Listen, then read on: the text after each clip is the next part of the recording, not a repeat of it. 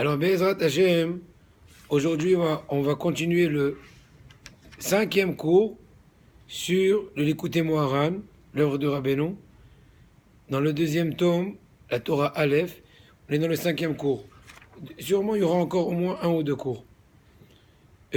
La Torah de Rabbeinu, l'enseignement présent, on a l'habitude, au début de chacun des cours, de faire un récapitulatif des grosses lignes qui ont été traitées auparavant, afin de pouvoir estimer la succession des choses.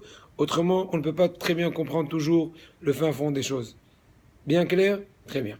Donc maintenant, Rabbeinu, quand je dis Rabbeinu, c'est-à-dire notre maître. Donc on fait allusion, en l'occurrence, à Rabbi Nachman, non, mais dans ce cas-là, on fait allusion à Rabbi Nachman de Breslev, puisque c'est lui, notre enseignant actuellement, dans son livre dans lequel on est en train de relater ses enseignements, qui s'appelle Likutei Moharan. Likutei Moharan, traduction littérale, c'est des recueils. Likutei, c'est comme une espèce de... on a ramassé. Moharan, c'est racheter votre, c'est donc des initiales de Morenu ou Rabbeinu à Rabbi Nachman. D'accord? Ça, c'est d'une. Je vais juste me prendre à manger vite fait. Oui, bien sûr, bien sûr. Alors, tu veux que je te fasse un truc? Il n'y a pas de souci. Je vais pas. Ah, tu vas où? En bas, prendre un truc rapide. Je pense que tu veux. Non, un shawarma. Tu veux être en hamburger? Ah, vas-y, tiens, Tu veux un tu hamburger? me prends 2 à l'agneau Ouais. et un au bœuf. Deux agneaux, un peu aussi. Avec les frites et un coca zéro. Abigail, vous voulez un truc à manger? Non, merci. J'ai mangé. Un coca zéro, s'il te plaît. Deux agneaux, un bœuf, et attendez-moi, oignon. Oignon, ouais. Donc, le but de l'enseignement de Rabbeinu dans cette Torah enseignement. Moharan, j'étais en train d'expliquer, c'est un racheté vote de Morenu vers Rabbeinu Arav Rabbi Nachman, de Breslev, qui a vécu, ça fait environ 200 ans. Donc, en 2 mots, Rabbeinu, dans cet enseignement, veut mettre en évidence un certain travail très profond de tout chaque particulier, de tout chacun de Ham Israël. Alors, je vais dire les grosses lignes qui ont été relatées dans les cours précédents, dans les 4 cours précédents. Ça veut dire c'est des cours qui ont duré en tout et pour tout au moins comme plus de 2 heures. Donc je ne veux pas quand même m'amuser à répéter 2 heures en 2 minutes, mais en tout cas l'idée générale. Première étape, Rabbeinu, chaque chose, dans chacun des cours, on a relaté avec les exemples et les psukim et les versets et les idées, comment dirais-je, les adresses de chaque chose et les preuves, etc. En tout cas, autant qu'on a pu comprendre. Tout d'abord, Rabbeinu dit au début que chacun de Ham Israël doit souhaiter et aspirer d'arriver à un certain tachlit, à un certain but, qu'il arrive à un certain degré de régner même sur les anges. Donc d'avoir une emprise au-dessus d'eux. Mais de cela, un effet secondaire, qui est qu'on a la jalousie des anges, qui essaient de nous faire trébucher, puisqu'on est en train de faire concurrence avec eux. C'est vrai qu'on n'a pas l'intention de faire concurrence. Notre essentielle intention, c'est de s'approcher d'Hachem plus qu'eux, parce que c'est la volonté d'Hachem. Mais quand même, Hachem a fait en sorte un certain système. On ne peut pas toujours tout comprendre jusqu'au bout, à moins qu'il faudrait réfléchir très longtemps sur chaque point, et peut-être oui, peut-être non. Mais en tout cas, Hachem a fait, c'est fait, on va appeler ça effet secondaire. Alors Rabbeinu nous dit quels sont les moyens de par lesquels on peut s'épargner de cette chose-là, de cette concurrence avec les anges qui sont jaloux de nous, qui essaient de nous faire trébucher. Rabbeinu dit, c'est en faisant emprise, en s'attachant à toutes les racines des neshamot, des âmes de Ham Israël. Mais, pour cette raison, on n'est pas toujours capable soi-même, étant donné qu'on ne sait pas toujours quelle est l'origine, la racine de chacun des neshamot, pour savoir comment bien se brancher à elle, entre guillemets. On a besoin pour cet effet de s'attacher aux tzadikim de la génération, comme le langage de Rabbeinu, aux reconnus de la génération, aux ceux qui sont mefursamim. Mefursam, ça veut dire une personne qui est reconnue, qui est donc célèbre, entre guillemets. On ne parle pas d'une star célèbre, on parle là de célèbre dans le vrai sens du mot, la véritable célébrité. De par ailleurs, voilà un nouveau effet secondaire, c'est que des fois quand on essaye de s'attacher à un tzaddik, dit aux célèbres de la génération, qui sont en fait les détenteurs de Neshamot de la génération. chacun des tzadikim de la génération, c'est lui le responsable, donc le patron de X Neshamot, les Havdil que ce soit des Goïm ou les Havdil que ce soit des Id. Donc des fois on peut malheureusement tomber, comme le langage de Rabbeinu, sur des gens qui sont un peu Mefoursamim Sheker. Ils sont célèbres mais dans le mensonge. En d'autres mots, des charlatans. Et pour pouvoir s'épargner de cet effet secondaire nouveau, vous avez bien compris l'engrenage que quoi qu'on fait, on a tout le temps un nouveau travail qui s'éveille. Et un nouveau fait qu'il faut, comment dirais-je, affronter. Alors Rabbeinu de nous dire, il a relaté très longuement, et c'était les cours auparavant, et bien pour ceux, je vais dire tel que j'ai compris, bien que les choses sont très profondes et je ne suis pas certain, mais l'idée en tout cas est assez forte, laquelle il faut réparer ton système sensoriel au niveau spirituel. J'explique. Si tu as bien réparé ce qu'il faut réparer, tu sais plus ou moins qui est un vrai tzaddik, entre guillemets. En tout cas, Kadosh Baruch Hu t'aide à te guider au bon tzaddik pour pouvoir s'attacher comme ce qui se doit et ne pas tomber dans des personnes qui sont un imposteur, des imposteurs. Maintenant, pour ceux, quel est le moyen? Comment on met en soi, comment on travaille en soi? C'est la reconstruction personnelle de son Jérusalem. Or, Jérusalem, ça fait allusion à l'aspect complet, l'aspect parfait de l'Irat Shamaim, de la crainte des cieux. Pourquoi? Parce que le mot Yerushalayim, si on le décompose, c'est Yir'a Shalem. Yerushalayim, Yir'a, c'est la crainte, Shalem, c'est complète. La crainte complète, l'espèce de contracté Yerushalayim, Yir'a Shalem. Et pour ce, ça travaille, tout d'abord, il faut déjà, comme ce qu'on a dit, dans du jardinage, quand on veut enjoliver un lieu de jardin, etc., tout d'abord, on enlève tous les herbes parasites. Ça, c'est pour la parabole. Maintenant, pour notre cas, étant donné que le Yirat Shamayim réside dans le cœur, la crainte d'Hachem, ça commence par le cœur, ça réside dans le cœur. Il faut déjà débroussailler ce fameux cœur des 3 vertus essentielles qui sont très dérangeantes face à la Yirat Shamayim, face à la crainte des cieux, qui sont les 3 grosses passions bien connues. 1, 2, 3. 1, la passion de l'argent. 2, la passion d'un charnel. Et 3, la passion de la nourriture. 2 bœufs et un truc. Je rigole. Ok? C'est clair. Donc, Rabbeinu prouve longuement, comme on voit dans les versets, qu'il réside dans le cœur, etc., etc. Et maintenant, la question se pose. J'ai bien compris la théorie.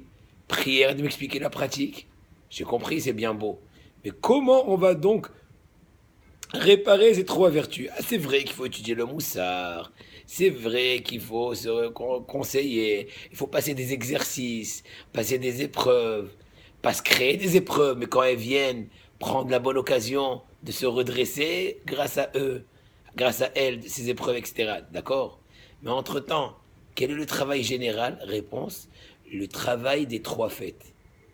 Chacune des 3 fêtes est censée neutraliser une des 3 mauvaises passions. Étant donné que la réparation de l'aspect parfait de ma crainte dépend du fait que je vais débroussailler, neutraliser les 3 mauvaises passions, c'est en d'autres mots ramener la conscience vers le cœur. On ramène ça de prouver, de psukim. Or, comment on peut ramener la conscience au cœur? Ve'adata yom, pasuk, le verset dit, tu sauras aujourd'hui et tu ramèneras dans ton cœur. C'est bon, il y a Dan, c'est bon. Viens, mais viens. Ok, je prends la plupart. Mais quelles sont les 3 fêtes? J'explique, petit à petit. J'ai déjà expliqué comment l'aspect général, après on va dire le petit détail. C'est qu'il y a Pessar dedans. C'est sûr. Donc le fait qu'on fait rentrer la conscience dans le cœur, c'est un début de réparation de Yirat Shamayim. On a prouvé ça par des versets, etc. Par Rabbeinu. Maintenant, il te dit que chacune des 3 fêtes qui sont Pessah, Sukkot et Shavuot, chacune d'entre elles, Pessah va réparer la passion de l'argent. Shavuot, la fête de Shavuot, va réparer la passion charnelle. Et la fête de Sukkot va réparer la la passion de la nourriture. On a prouvé, on a un peu développé, on ne peut pas répéter tout. Maintenant, nouvelle étape qui a été en fait relatée dans le dernier cours, numéro 4, de cette, comment dirais-je, série de cours par rapport à cet enseignement. Laquelle, la dernière étape était, le cours dernier, on va lever un peu le son. Le cours dernier consistait à dire, c'est bon? J'ai parlé à France? Consistait à dire, 2 points à la ligne, de par le fait que la personne, par tout son travail qu'on a tout à l'heure relaté, est arrivé à un certain degré de reconstruction, de réparation de son propre Yerushalayim, dit de réparation et de rehaussement de sa crainte des cieux, il arrive à un certain degré, un peu compliqué à expliquer, qu'on a essayé l'autre fois d'expliquer, un certain degré prophétique. Attention, je dis pas prophétique personnel, mais il attire vers le monde la force prophétique dans le sens suivant. Merci. Un thé, s'il te plaît. Ouais. Vous entendez? Dan? Oyez, oyez, citoyen. Voilà. Donc, il arrive. Maintenant, on a prouvé cela, parce qu'il y a certains versets dont les initiales, c'est rapport avec le mot ange. Qui dit ange dit chérubin c'est de là-bas l'émanation prophétique, tatasi, tatasa. On peut pas tout répéter. Pour ça qu'il faut réécouter les cours. Moi-même, je révise. Donc, à peu près raison vous. Moi qui suis actif, je dois réviser. À peu près raison ceux qui sont capteurs. Bon, ça c'est un. Deuxièmement, une fois qu'on a attiré, on a réussi. Je vais aimer du ski normal. Ouais, c'est pas grave. Oui, une fois qu'on a attiré, merci, Abdourahim. Une fois qu'on a attiré l'aspect prophétique, on a essentiellement, on a sûrement fait beaucoup de choses, plusieurs émanations extraordinaires de le monde, mais essentiellement selon l'engrenage que Rabbeinu veut arriver, le but voulu, eh ben on a rehaussé, attention, et là je veux mettre en évidence que quand j'étais en route, j'ai préparé je révisais mon cours, et j'ai dit qu'il faut que je remette en évidence les 2 points, celui de la semaine dernière et celui de cette semaine tout de suite. Lequel?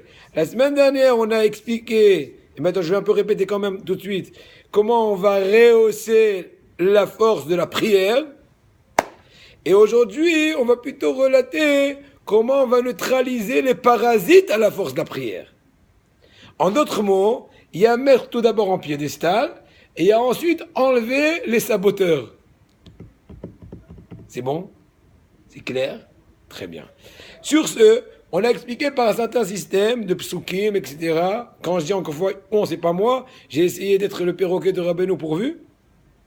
Eh ben, il a dit, il a prouvé, etc., que la force de la tefila se rehausse de par la force de prophétique qui a été atteinte de par tout cet engrenage précité, tout ce travail, toutes ces étapes, tous ces effets, et de par cela, on arrive à un truc extraordinaire.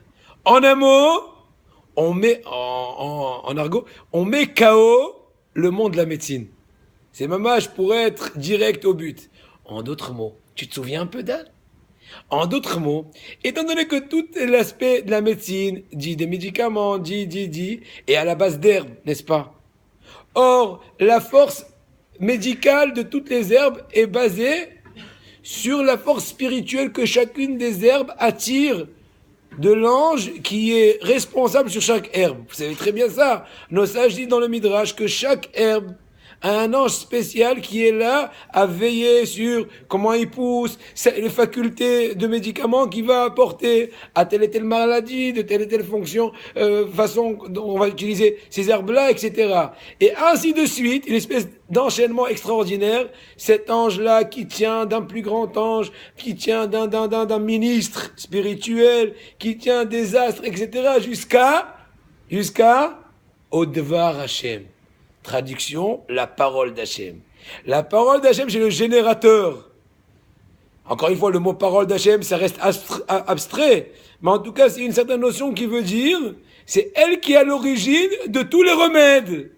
Or, la personne qui a acquis, qui a rehaussé la force de la tefila, la force de la prière, de par tout le processus précité, c'est-à-dire en renforçant sa irachamaï personnel, en d'autres mots en travaillant sur 3 mauvaises vertus, en d'autres mots en renforçant le travail des 3 fêtes. Donc j'ai travaillé les 3 fêtes, j'ai renforcé j'ai neutralisé plutôt les 3 mauvaises vertus. En d'autres mots, j'ai réparé ma crainte.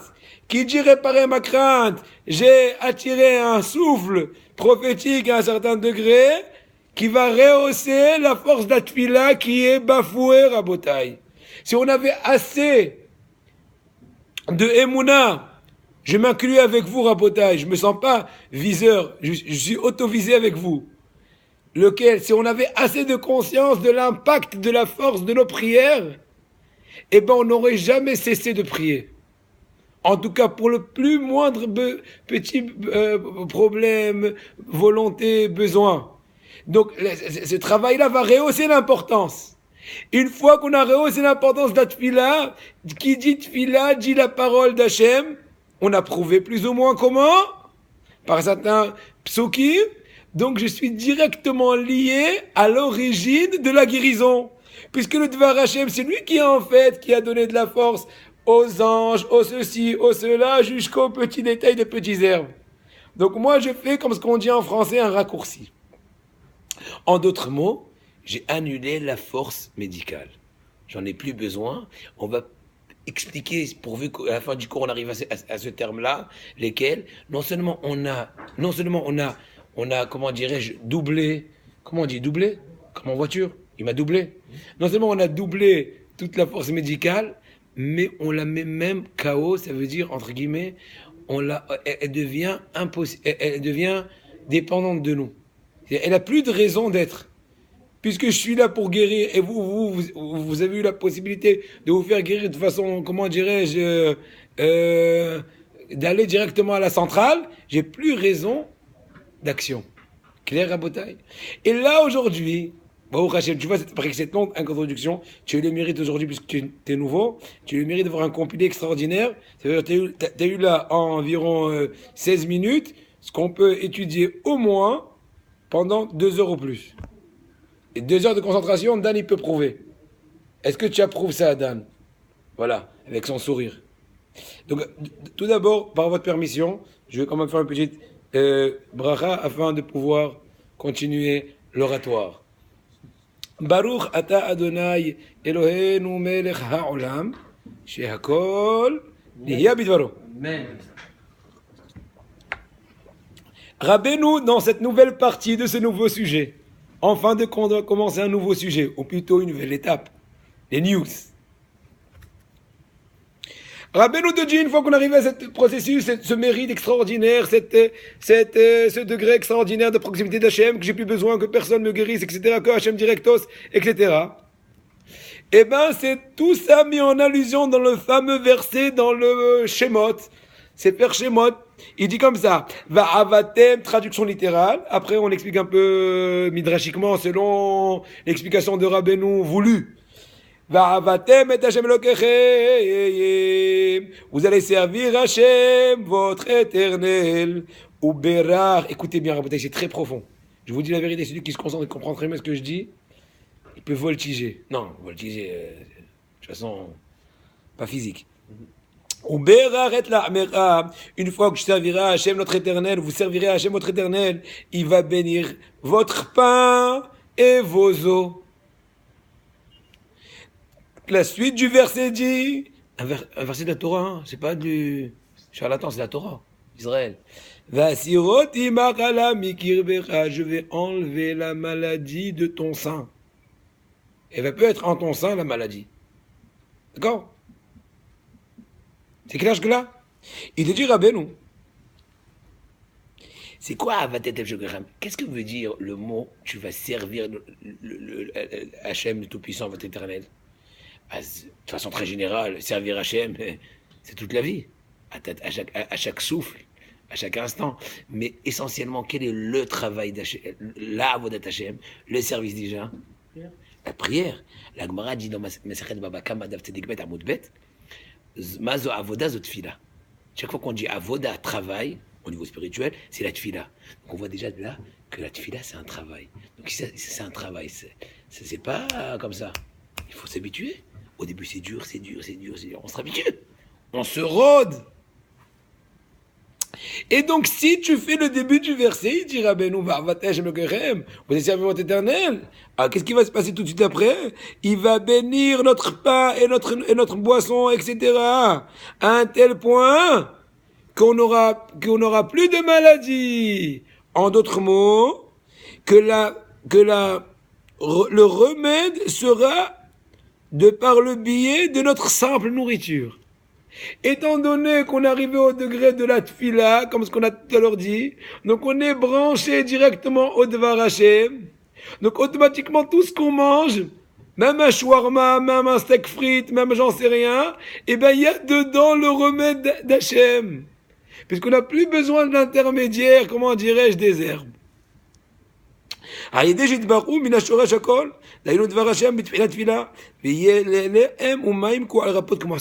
y aura un tel degré, une telle force, que même mon pain et mon eau ne sera pas moins comme remède, pas moins qu'un antibiotique. כי התעלקות הכוחות זה העשב יש לו כוח לרפאות עולת פלוני וזה עולת פלוני כי יוצא בזה כל אילוקי כוחות הוא רק למטה. Tout ce qu'à nos yeux, dans le monde matériel, on voit des différences. Le coriandre, c'est contre la toux grasse. Le truc, c'est contre le rhume, truc. Tout ça, c'est que des trucs, comment dirais-je, hitsonim. C'est un aspect extérieur. Dans l'entité, il faut voir d'où vient la force en fin de compte. Donc Hachem, je t'abarre chez moi, te guérir d'une grippe de par ton goûter ou de par ton antibiotique, pour lui c'est la même chose. Ça dépend comment tu t'es branché. Est-ce que tu es bien branché ou mal branché? Donc quand t'es pas assez branché, le pauvre, t'as besoin de passer par 15 stations. Le copain du voisin, de la grand-mère, de la cousine, de l'arrière-grand-mère. Mais quand t'es bien branché, tu dis papa, t'en fais pas, mange, tu as guéri. Comment ça s'est fait? Mais qui te dit moi je suis pas Akadosh Baruch Hu n'est pas dépendant des herbes. Akadosh Baruch Hu a fait en sorte que les herbes. Mais si tu t'es attaché directement à Hachem, comment dirais-je, dans le protégé d'Hachem. Clair? Et donc quand nous on est attaché à l'origine, comme les termes de Rabbeinu, en d'autres mots à la parole d'Hachem, en d'autres mots à la force de la tfila, eh ben on peut attirer en nous la force de la guérison dans la nourriture. Tu peux faire Netila et manger. Bien qu'on parle de la nourriture, tu peux faire Netila, ça me dérange pas. Tu peux me mettre ici aussi si tu es plus à l'aise. Voilà, sois à l'aise.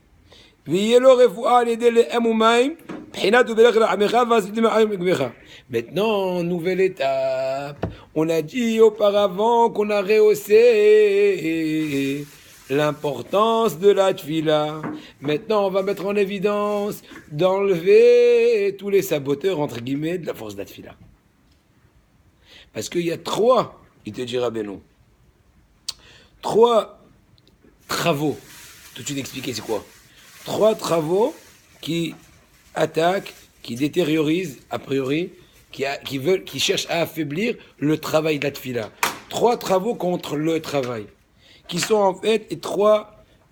Un, il y a un pasouk. Je vais dire directement d'abord l'idée, après on va détailler la chose. Un, le respect d'autrui. Deux, tout ce qui est idolâtrie ou manque de croyance. Troisièmement et dernièrement, tout ce qui est le, comment dirais-je, Shmirat Abrit. Vas-y. Tout l'inverse de la... Surveiller l'alliance. C'est pas traduit en français, je comprends pas. Mais qu'est-ce que c'est déjà... Non, traduit déjà. Je t'ai dit, moi j'explique, toi tu traduis. Toi traducteur, moi je suis l'explicateur.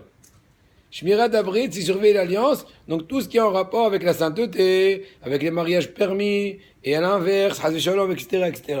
Clair jusque-là? Très bien. Maintenant, il te dit Rabbeinu, dans les termes de Rabbeinu, tout d'abord, je répète, quels sont encore les trois travaux et trois phénomènes qui dérangent au travail de la tfila, qui dérangent à l'importance et à la force de la tfila de la prière. Premièrement, Alti baz lechol adam. C'est une Mishnah dans Masechet Avot. Ne renigre pas, on dit renigrer? Dénigrer. Ne dénigre pas autrui. Ça veut dire qu'il faut donner chacun de l'importance, parce que autrement, c'est d'être un pas, mis à part le fait que c'est interdit. Mais plus que cela, qualitativement, ça va nuire à la force de ta tfila. Pourquoi? On va tout de suite expliquer. Deuxièmement, Avodah Zara, c'est tout ce qui est idolâtrie, mais en fait, c'est pas juste tout ce qui est idolâtrie vraiment d'aller avec tout ce qui est le bouddhisme ou j'en sais rien, mais c'est même tout manque de foi complète. Une personne qui lui manque, il a un grand manque dans la foi. C'est toute personne quand il fait une avera, la Gemara dit Masechet Sota, en Adam ote, et imken ichvnas bor wahshtut. Une personne ne faute que si auparavant elle a une petite folie. Autrement, une personne qui est raisonnée, elle ne peut jamais fauter puisqu'il a une conscience qu'Hachem est en train de le voir. Je comprends pas. Devant ton ami, tu as peur de fauter. Devant Hachem, tu n'as pas peur. Donc qu'est-ce qui te manque? Tu revis pas assez le fait qu'Hachem te voit. Mais si tu vivais la chose, tu n'aurais pas bronché. C'est pas moi, Chouma, qu'un ami qui est en train de regarder dans ton Shalom mauvaise action, quelle qu'elle soit. Troisièmement et dernièrement, donc tout ce qui est l'alliance, la sainte alliance, etc.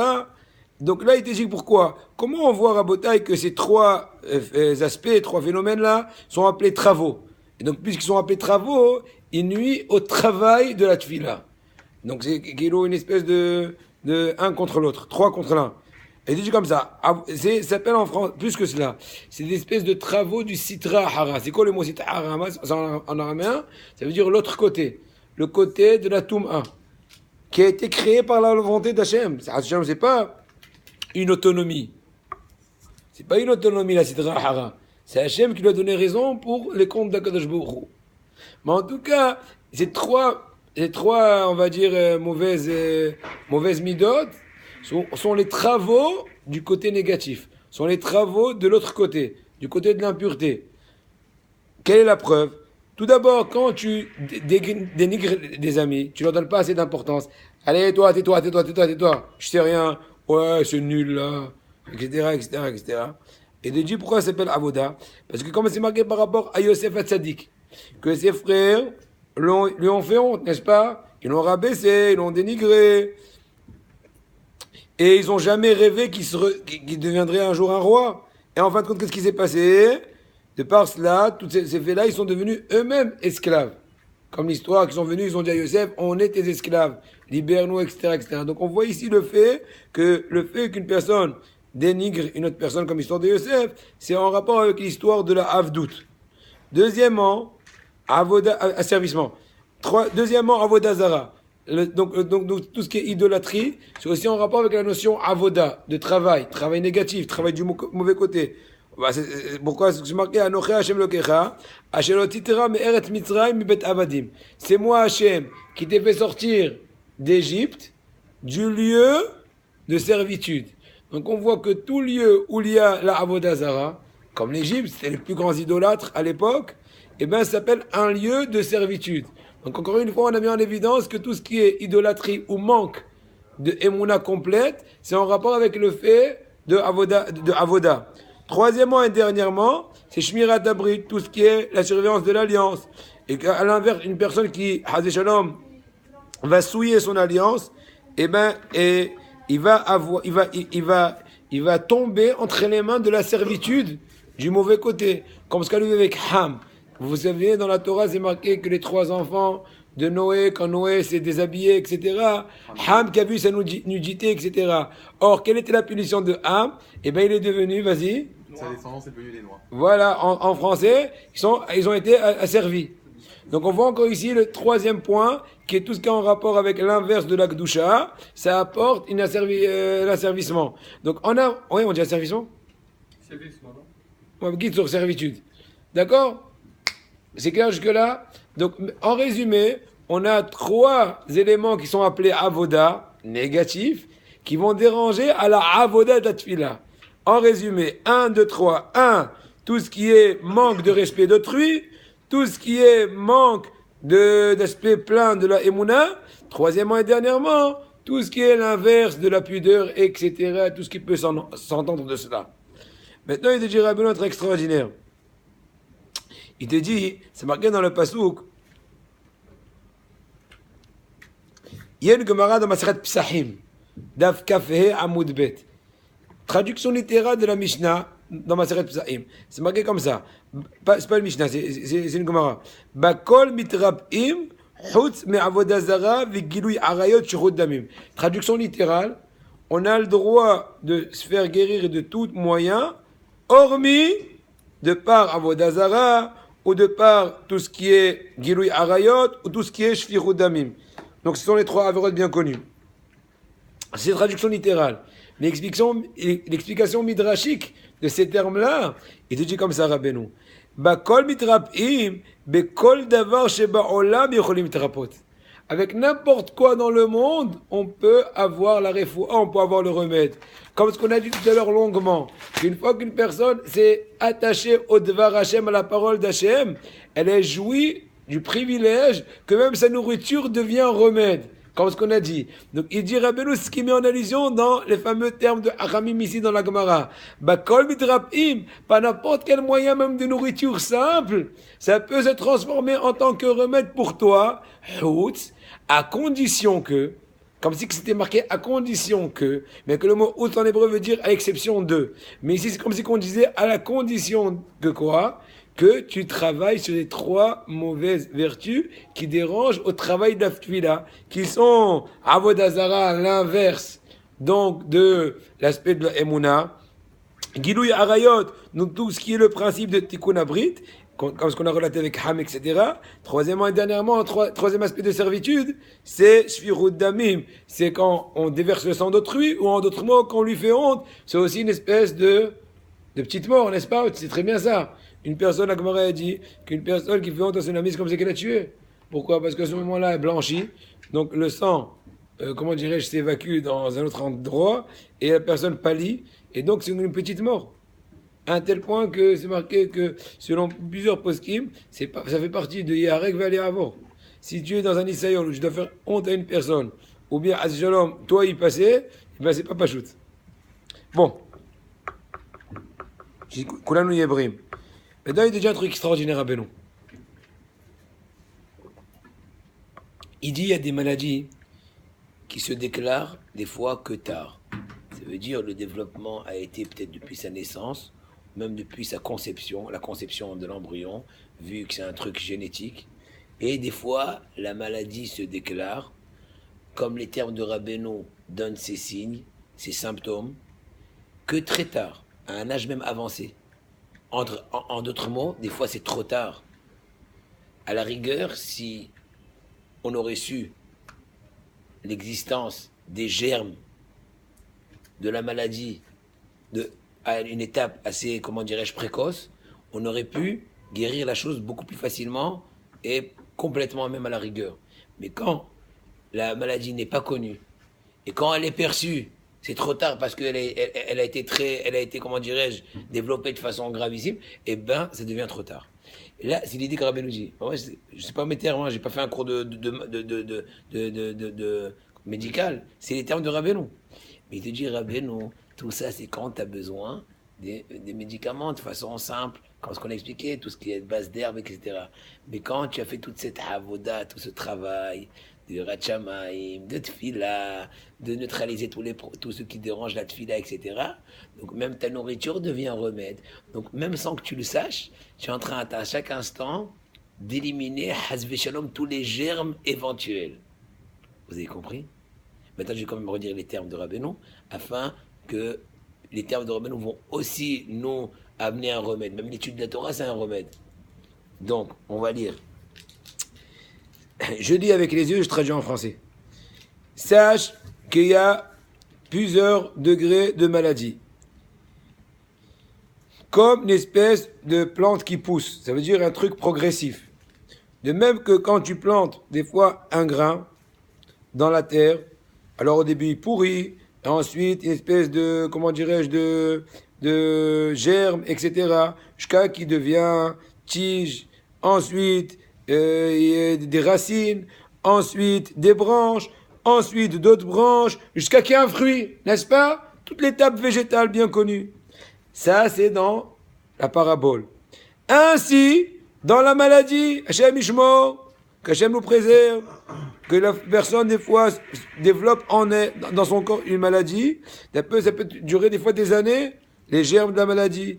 Il y a une maladie qu'une personne a depuis, comment dirais-je, génétique de ses parents, son père, sa mère. Et elle ne se dévoile qu'au moment de sa vieillesse. Et au moment, ou plutôt durant le développement de de toute cette maladie, ces microbes, ces virus, etc., la maladie est complètement cachée de nos yeux ou de toute personne, et personne ne peut savoir de la chose. Ce n'est que lorsque la personne commence à avoir des sensations, des mots, des symptômes, des boutons, j'en sais rien, j'ai mis mort, au moment où déjà la maladie est déjà, comment dirais-je, une étape avancée, qui sont en fait que des signes de la maladie, c'est pas la maladie en soi. Ainsi, ça c'est donc l'aspect de la maladie. Il te dit là, ainsi au niveau parallèlement au niveau médical. Il y a des maladies qu'avec des simples herbes, on peut déjà remédier, parce que c'est dans des étapes, comment dirais-je, précoces, qui peut déjà facilement avec un genre d'herbe déjà, comment dirais-je, remédier la chose. Mais il y a des maladies un peu plus grandes, un peu plus développées, plus compliquées, qui a besoin d'une espèce de mixage de plusieurs herbes afin de pouvoir remédier au problème, à la maladie. De mettre en évidence plusieurs herbes.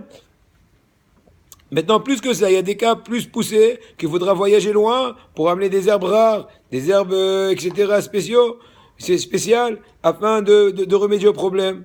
Et il y a dernièrement, des maladies qui n'ont aucun remède à Shalom. Bien sûr, mis à part Hachem. Pourquoi? Parce qu'il y a des cas extrêmes, des cas poussés où la force de la maladie est plus forte que la force des herbes. Donc, aucune herbe ne peut remédier à la chose. Et maintenant, il te dit Rabbeinu comme ça. Au début du développement de la maladie, avant qu'il en sorte de cela un dévoilement extérieur, on aurait pu remédier à la chose facilement. Mais le problème qu'à ce moment-là, on n'en était pas conscient, puisqu'on n'avait aucun message du corps. Il n'y a que Hachem, entre guillemets, qui savait la chose. Mais tout ça, c'est quand on est dépendant du système médical, du système des herbes. Mais quand on est attaché à la notion de la parole d'Hachem, en d'autres mots, à la notion de la force de la tfila, de la prière, comme ce qu'on a développé longuement dans les cours précédents, alors là, on arrive à être branché à la force de la refoua, dit de la guérison, de n'importe quoi qu'on mange. Donc ce que j'ai dit tout à l'heure, ça fait 2-3 minutes. Même de par de l'eau que je mange, de par le pain que je mange, de par l'eau que je bois, eh ben, il y a la notion qu'on a dit dans la Gemara, bakol mitrapim, on peut se faire guérir de toutes choses. Même au moment au début des germes de la maladie, quand c'est encore caché de nos yeux. Ce sont les termes de Rabbeinu que j'essaie de traduire presque mot à mot, afin de bien faire entrer les choses dans nos cœurs. Alken gam azainu be'etch adainu tgala ulaat. Maintenant, ce qui est marqué dans la Gemara, truc extraordinaire. Il y a un nouveau verset dans ces vers Shemot. Qu'est-ce qu'il dit? Kol ha'ma'ala asher samti b'mitzrayim lo asim alecha ke'ani Adonai rofecha. Traduction littérale. Toute la maladie toute la maladie que j'ai donnée en Égypte, je ne vais pas donner sur toi, car c'est moi le Tout-Puissant, ton médecin, ton guérisseur. Alors là, faites attention, Rabotai. Il dit Rabbeinu que les commentateurs se sont posé la question suivante.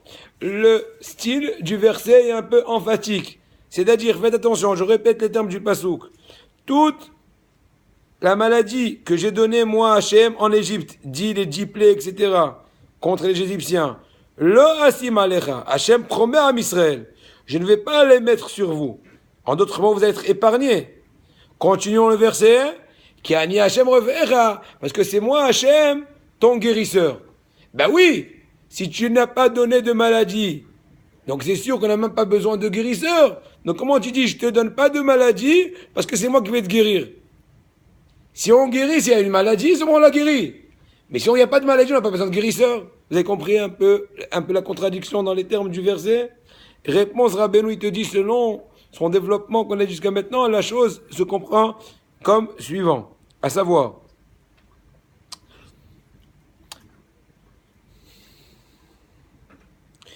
il veut dire en d'autres mots, C'est quoi Kol ha'ma'ala shetzricha lo tzim alecha? Ça veut dire qu'une personne ne va jamais rentrer dans le contexte de maladie, du fait qu'Hachem, même dans les germes de la maladie, il va guérir la personne. De par la nourriture, il va te guérir. Donc c'est vrai qu'en fin de compte, c'est comme si il n'a jamais été malade. Oui, mais véritablement, il a été malade. Seulement, à nos yeux, on n'a jamais fait attention. Mais Hachem, vu le fait qu'il était attaché à lui, il l'a guéri de par sa nourriture. Donc, visuellement, extérieurement, il n'a jamais été malade. Mais réellement, il a commencé à être malade. Il a été guéri de par le pain. Donc, il n'y a plus de contradiction dans le pasouk. C'est vrai, je te donne pas de maladie, mais comment? De façon finale. Mais véritablement, dans le fin fond de l'historique, eh ben, c'est moi qui t'ai guéri de par ton pain, dans le début des germes des maladies. Vous entendez la bouteille? T'es pigé? C'est hazak meod. La matalom ayer. C'est dvarim elokim ayim, shem ayim ta neshama. Ça fait revivre l'âme. Oui ou non? Rabotai. Est-ce que vous êtes conscient? Qu'est-ce qu'on est en train de dire en un mot? Chaque chose que je mange, Akadosh Baruch Hu, il m'aime tellement. Quand je suis bien branché. Il faut savoir comment se brancher. Pour ça qu'on étudie. Eh ben, il m'amène le remède, Rabotai. Les plus grands médecins ne sont même pas conscients de tout ce processus. C'est encore un plus grand nez et essai qu'un nez médical. Parce qu'une personne qui est déjà dans une situation, comment dirais-je, critique, la maladie est gravissime, etc. Il faut beaucoup plus de srouillotte, beaucoup plus de mérite pour pouvoir faire un miracle que tout en quasimodo, en béchéquette, bonhomme mange son sandwich, antidote. Ah! Elle est belle la Torah à nous ou pas? Il n'y a pas plus beau dans le monde. Weiter. Il te dit comme ça. Plus que ça, c'est marqué, je répète, qui ani Hashem rof'era, n'est-ce pas? Toutes les maladies que j'ai données en Égypte, je ne donnerai pas sur toi parce que c'est moi, Hashem, ton guérisseur. Pourquoi c'est marqué c'est moi, Hashem? On le sait, c'est Hashem qui parle dans le verset. Hashem dit, Kol ha'machala she'asim mitzrayim la'asemecha. Donc on sait très bien que c'est Hachem qui parle. Pourquoi tu répètes c'est moi, oh Hachem? Mais on sait que c'est toi qui parles, Hachem. Non, il fait allusion que c'est moi, Hachem, qui connais l'aspect secret de la maladie. Il n'y a que moi qui sais, et c'est moi qui te guérira même de cet aspect-là. Même dans les débuts, dans les germes de la maladie. C'est pour ça que le verset s'exprime de la façon Ani Hachem. Ça veut dire même dans les choses qui sont connues que de moi, Hachem, le Tout-Puissant, qui connaît toutes les choses cachées. Et bien même dans cet aspect de maladie, déjà je vais neutraliser l'origine de la maladie. Et ce, de par le fait qu'on est attaché au Dvar Hachem, parole d'Hachem, en d'autres mots, en rehaussant l'importance de la tefila de par le travail d'Avodat Hachem, de Yirat Shamayim, et aussi en enlevant tous les mauvais travaux qui nuisent au travail de la tefila, dit tout le Giloyot Shurut Damim Avodah Zara. Et là, on va s'arrêter. Bineda, prochaine fois, on va relater un nouveau pasouk qui dit que Veyachar ben Ta'aseh, après l'histoire du fait que, je voulais arriver à ça aujourd'hui, mais on n'a pas eu la possibilité, que, en fait, quand une personne arrive au degré d'attache Hachem, il annule la force des herbes. Non seulement il n'a plus besoin de la force des herbes pour se guérir, il les annule, et ça va se rapporter directement en rapport avec le Inyan de Hidbo des doutes, d'Afka dans le Sadé, parce que là-bas, les Asavim, ils vont se rallier à ta tefila pour ramener le remède de par ta tefila, pour que tu demandes par ta tefila la réfoua.